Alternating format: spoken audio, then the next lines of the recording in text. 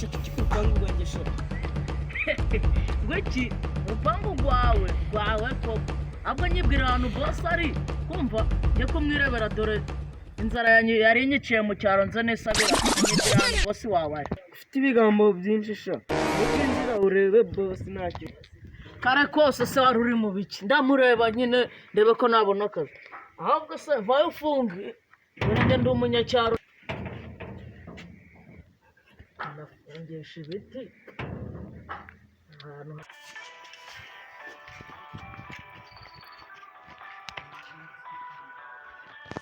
boss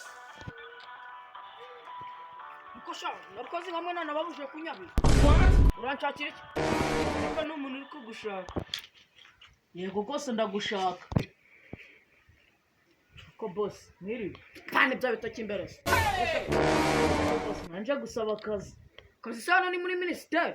se boss wabonye ryari ahantu muri ministeri batanga akazi k'ububu sakubaye gusa nyina ko nk'amakosa nge nakemera Reba mu kazi kose karano mbwira akazi gahari. boss ndi kumva nako kwahira kaba gahari Iki nacyo. Gishaka ko bazaja bagifasha. wanga ijana muri reka guterana amagambo ahubwo ngewe mbwira uzajya umangaye Ni icyatanu gusa. icyatanu hano naje gukora uburetwa se Ntabwo uzajya ujya se.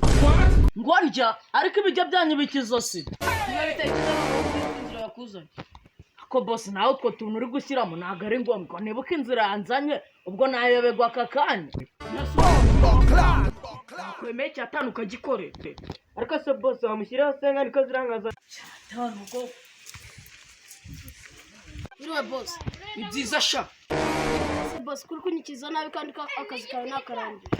akase sha Zanga zawe zose nazibona mu kiyo. Nta nimwe irarara mu rugo rwawe. Wabonye umuntu uzigura?